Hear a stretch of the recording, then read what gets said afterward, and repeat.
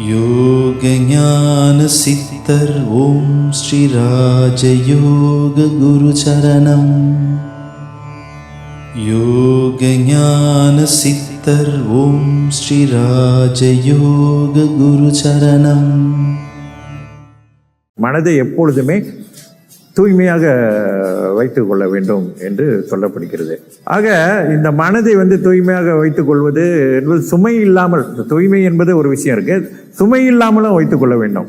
ஆக மனிதனுடைய வெற்றி தோல்விக்கு பல காரணங்கள் சொல்லப்பட்டாலும் கூட நமக்கு இந்த மாதிரியான தடைகளை ஏற்படுத்தக்கூடிய விஷயங்கள் நமக்குள்ளேயும் இருக்கு. அதை நாம் தெளிவுபடுத்திக் கொள்ள வேண்டும். ராஜயோகத்தில் என்ன சொல்லப்படுதுன்னா, நமக்குள்ளே நம் மனதில் ஏற்படுகின்ற பதிவுகள் முக்கிய காரணமா இருக்கு. அது மாதிரி தேவையில்லாத பதிவுகளை வெளியாக்குவது தான் நாம் சுமை இல்லாமல் இருக்க முடியும். அதுதான் சுமை இல்லாத ஒரு நிலை அப்படின்னு. அந்த நிலை இருந்தால்தான் நம்ம வாழ்க்கையில சந்தோஷமாக மகிழ்ச்சிகரமாக இருக்க முடியும். கடவுளோட படைப்பில இந்த ஆழ்மனம் என்பது ஒரு நிலையிலிருந்து மனிதனை ஆட்டி படைத்துக் கொண்டிருக்கிறது. இந்த ஆழ்மனதை சுலபமாக யோக சக்தியின் மூலமாக நம்ம கொண்டு வந்துடலாம்.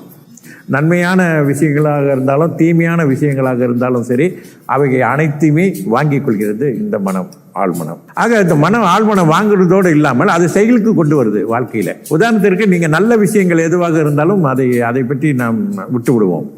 நல்ல விஷயங்கள் எப்பொழுதுமே நம்ம நன்மை தான் ஏற்படுத்தி கொண்டிருக்கோம். சரி, இந்த ஆழ்மன பதிவு எப்பவும் ஏற்பட்டுச்சு எனக்கு. சரி, ஒரு 10 வயசுல ஏற்பட்டுச்சு, அல்ல 15 வயசுல ஏற்பட்டது, அல்ல ஒரு 19 வயசுல ஏற்பட்டது, அல்ல ஒரு 25 வயசுல ஏற்பட்டது. இப்போ வரையும் என்ன செய்யுது நமக்கு? அது ஒண்ணுமே இல்லையே அப்படின்னு நீங்கள் நினைத்தீர்கள் என்றால் அது முற்றிலும் தவறாகும். அப்படி போவது கிடையாது. இந்த ஆழ்மனதில் ஏற்பட்ட பாதிப்புகள், வேதனையான பாதிப்புகள், விரக்தி, கவலை, குழப்பமான நிலையை ஏற்படுத்தக்கூடிய பாதிப்புகள் இருந்துச்சுன்னா வாழ்க்கை முழுதும் அது தொடர்ந்து கொண்டு தான் இருக்கிறது. அது விட்டு போகவே போகாது. ஏன்னு கேட்டால் ஆழ்மனதின் சக்தி அப்படி. அது வாங்கி இந்த பிரபஞ்சத்தில் பதிவாகி இருக்கும்.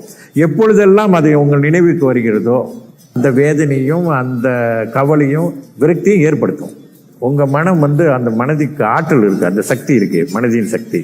ஆக அந்த மாதிரியான பாதிப்புகளை நாம் வெளியாக்கி விட வேண்டும், வெளியேற்ற வேண்டும். ஆழ் மனதில் உள்ள பாதிப்புகளை வெளியாக்க வேண்டும். யோக ஞான சித்தர் ஓம் ஸ்ரீ ராஜயோக குரு சரணம்.